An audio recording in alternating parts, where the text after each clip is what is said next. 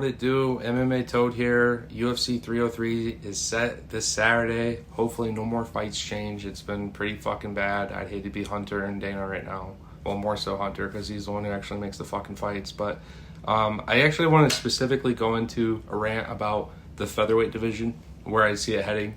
And before I do that, I do want to mention this event was carried on Conor McGregor's shoulders, Chandler's shoulders. That event falls because Conor broke his pinky toe. Meanwhile, Poatan stepping in with 2 broken toes to save the day. Just think about that for a minute. But it's okay. I think the event's upgraded now that the fact that we got Diego stepping in with Ortega. I guess the light heavyweight bout now fucking sucks. It was lined up twice to be really cool, and now we got fucking somehow Anthony Smith and Delitze stepping in who ain't gonna do shit. Go back down the middleweight, you suck there enough. Here we are. We get a rematch of what I thought was a very interesting fight.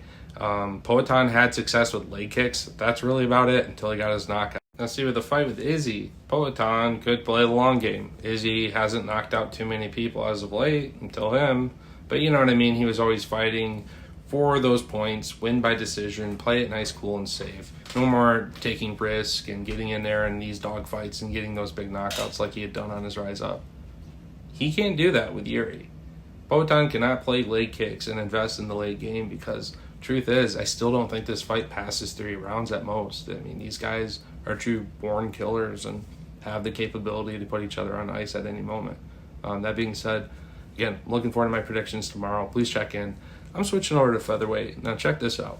I actually couldn't tell you how happy I was when I saw this matchup. I mean, I needed Diego to get a top opponent. I was hoping he'd run it back with Mavzar because I do think on a full camp he'd beat Mavzar. Now, if Ortega gets a hold of Lopez, that's where I'm interested to see the fight. I know Ortega's tough on the feet. He just fought Year and looked pretty good, even though he rolled his ankle before the fight. This is going to sound crazy, but let's imagine Diego goes out there and starches Ortega. Round 1, round 2, maybe even takes him to the ground, just chokes him out in his own world. And then you're going to get UFC 306 at the Sphere, both defending their straps, Bless versus Ilya, make that fight happen.